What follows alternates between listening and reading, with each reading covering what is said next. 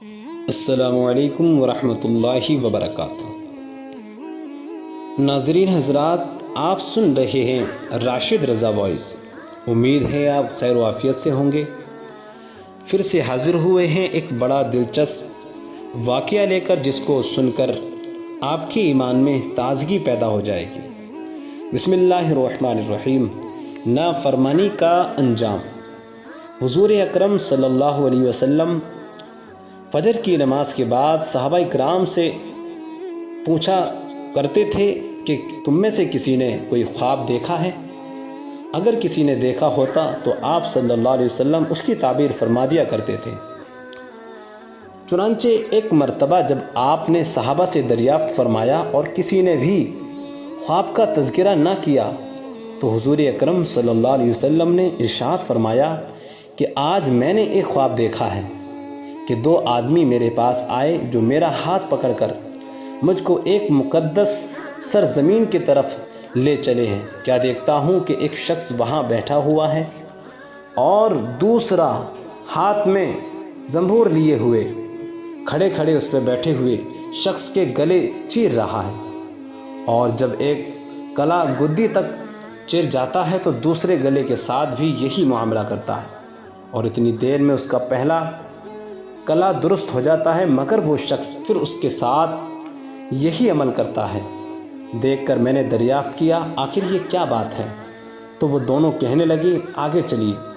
ہم آگے چلے تو ایک ایسے شخص پر سے گزرا ہوا جو لیٹا ہوا ہے، اور دوسرا شخص اپنے ہاتھ میں ایک بھاری پتھر لیے اسے لیٹے ہوئے ہے کہ سر کو نہایت بے دردی سے کچل رہا ہے۔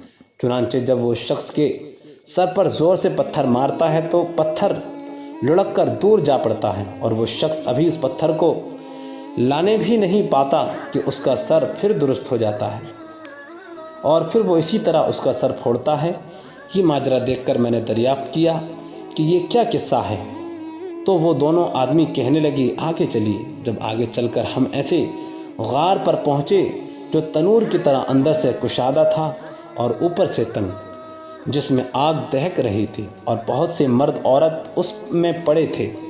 جب آگ کے شعلے بلند ہوتے تھے تو وہ سب اوپر اٹھاتے اور نکلنے کے قریب ہو جاتے تھے، اور جب آگ نیچے بیٹھتی تو اس کے ساتھ نیچے چلے جاتے تھے۔ یہ دیکھ کر میں نے معلوم کیا کہ یہ کیا معاملہ ہے، تو وہ دونوں کہنے لگے آگے چلیے۔ آگے چل کر ہم نے دیکھا کہ ایک خون کی نہر میں ایک شخص کھڑا ہے، اور دوسرا شخص نہر کے کنارے پر کھڑا ہے جس کے سامنے بہت سے پتھر پڑے ہیں۔ جس وقت اندر والا شخص نہر کے کنارے کی طرف آتا اور نکلنا چاہتا ہے تو کنارے والا شخص زور سے اس کے منہ پر پتھر مارتا ہے کہ وہ پھر اسی جگہ پہنچ جاتا ہے۔ پھر نکلنا چاہتا ہے تو پھر مار کر اس کو اسی جگہ پہنچا دیتا ہے۔ اس حال کو بھی میں نے معلوم کرنا چاہا تو وہ دونوں کہنے لگے کہ آگے چلیے۔ آگے چل کر ہم ایک ایسے سبز و شاداب باغ میں پہنچے جس میں ایک بڑے درخت کے نیچے ایک بوڑھا آدمی اور بہت سے بچے بیٹھے ہیں۔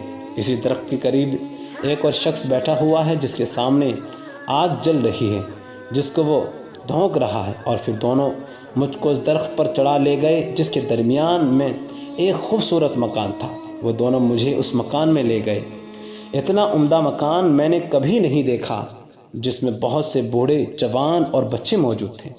پھر باہر لا کر اس سے بھی اوپر لے گئے جہاں پہلے گھر سے بھی زیادہ عمدہ مکان تھا، جس میں صرف بوڑھے اور جوان تھے۔ اب میں نے ان دونوں شخصوں سے کہا کہ تمام رات تم مجھے لیے پھرے ہو، آخر ان اسرار کی حقیقت سے بھی تو آگاہ کرو۔ جب انہوں نے بتایا کہ جس شخص کے کلے چیرے جا رہے تھے وہ جھوٹا شخص ہے جس کی جھوٹی باتیں دنیا میں مشہور ہو جاتی تھی، قیامت تک وہ اسی سزا میں مبتلا رہے گا، اللہ اکبر، اور جس کا سر پھوڑا جا رہا تھا وہ ایسا شخص ہے جس کو اللہ تعالیٰ نے قرآن کریم عطا فرمایا، مگر رات کو غافل ہو کر سوتا رہتا اور دن کو اس پر عمل نہ کرتا تھا۔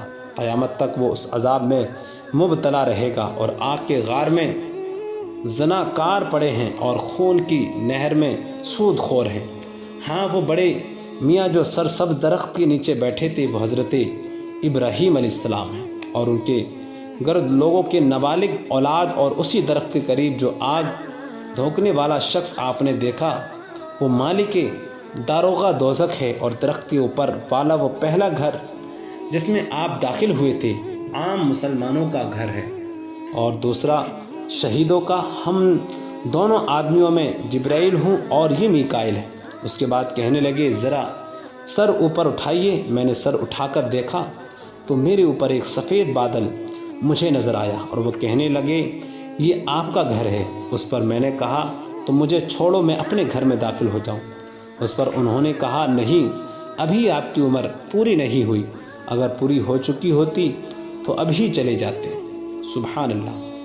اس واقعے سے ہمیں یہ سبق حاصل ہوتا ہے کہ انبیاء کا خواب بھی وحی ہوتا ہے۔ اس سچی حکایت سے جھوٹ، بے عملی یعنی قرآن پاک کا علم ہونے کے باوجود اس پر عمل نہ کرنا، نیز زناکار، سود خور کی سزاؤں کا حال، نابالغوں، عام مسلمانوں اور شہداء کے درجات کا حال معلوم ہوا۔